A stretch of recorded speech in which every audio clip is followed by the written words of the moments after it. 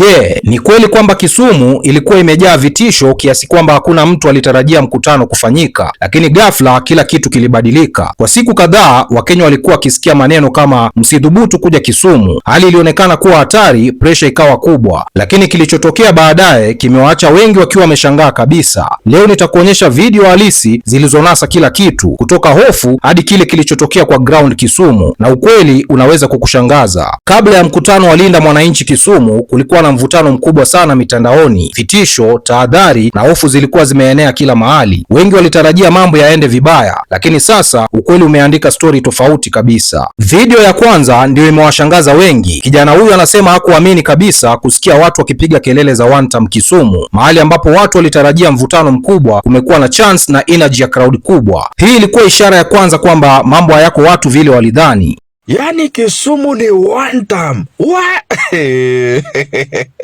Makofi.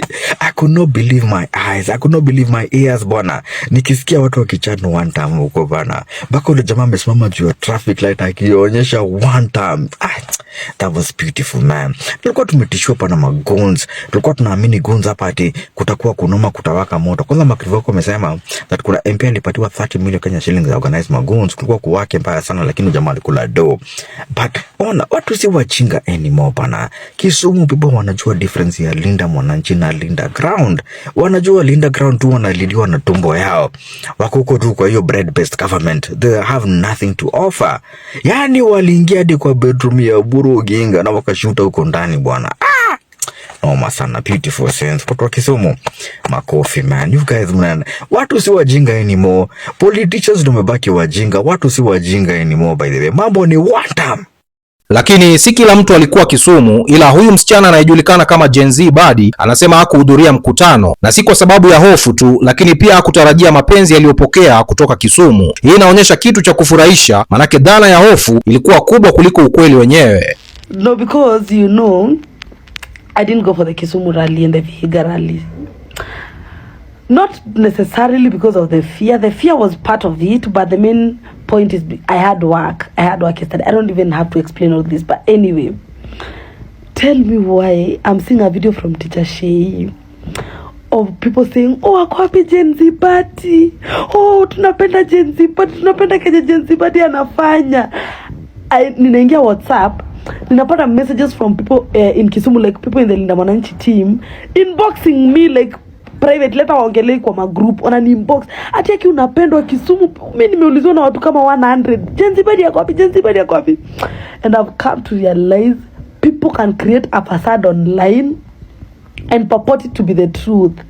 They make it seem like it's true, you know, but kwa ground mambo ni different.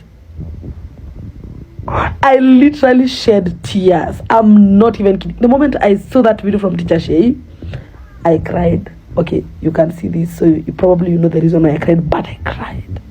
I was so happy. I was so happy, like I felt the Kenyan spirit for real, for real. Kisumu. I feel like my first vacation I'll go to Kisumu. Thank you so much, my Lakeside brothers and sisters, for showing some people that you can be independent in your choices, that none of them represents you. Wakendo kwa kisha tutam ni yao. Got it? Anyway, one time.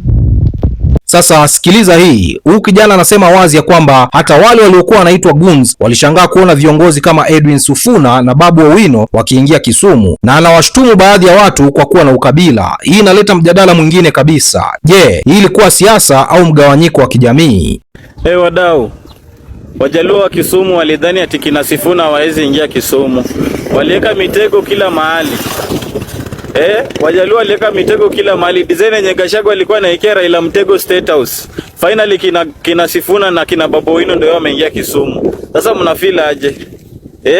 Pelekeni utiaji yenu hiyo muende mjitupe Lake Victoria. Wakabila nyinyi.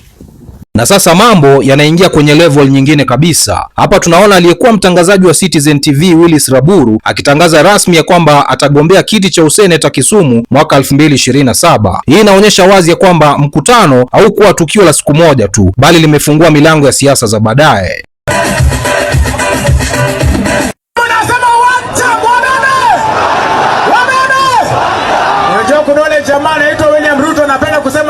mwendazimu. Lakini mtu akichukua 800 million anajenga nayo nyumba na watoto wanakufa, huyu ni mwendazimu, si mwendazimu? Ule mtu anasema ati watu hawatakuja Kisumu. Hapa ni wapi? Hapa ni wapi? Kwa hivyo nataka kusema hivi, T27 senata ni nani? Senata ni nani? Alafu pale Nairobi governor ni nani? Na ikifika 2032 baada ya baba, wacha nione kwa mkono wangapi wanasema wacha. Asante.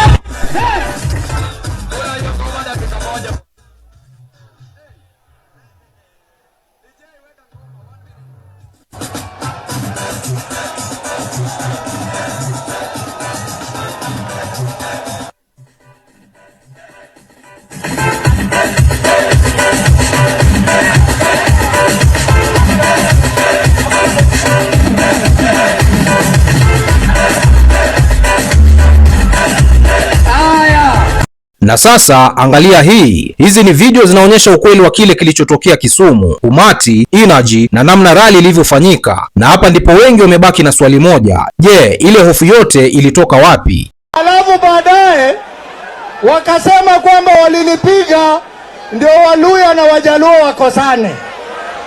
Na nyinyi mmejua sisi Waluya na nyinyi Wajaluo sisi ni kitu kimoja, si ndio? Baba alituacha kama kitu kimoja, na sisi ni mashemeji, sisi tumeoana, sisi tunakuja Kisumu, ni city yetu. Nataka mseme Ruto na majambazi wako mushindwe. Ruto na majambazi yako, Ruto na majambazi yako. Na nimesikia Murkomen akisema kwamba wale walinidhulumu ati wameenda nchi jirani, na sisi tunajua wako hapa Kisumu. Nataka mkitoka hapa muende muwashike. Mutawashika? Haya, wacha niende kwa mada sasa. Na hii nataka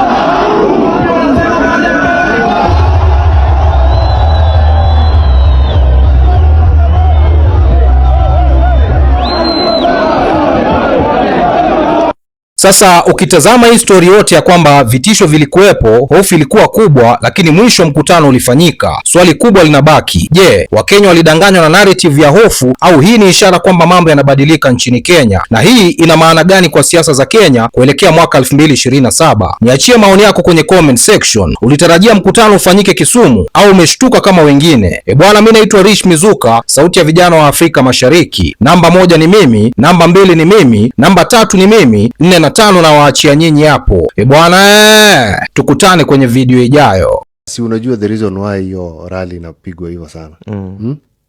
Ama ujui the reason? Hiyo Linda Mwananchi inapigwa hiyo rally. Nasema hiyo specifically hiyo ya Kisumu. Hizi zingine tunaona zimekuwa tu sawa, Nakuru. Lakini hiyo moja unajua ni kwa nini iko na shida? Hiyo si lazima, hiyo si ni itwaje? Hiyo si up for grabs Kisumu. Si mambo up for grabs. Ni place yenye Kasongo ametry kudrive narrative ya kwamba ni stronghold yake.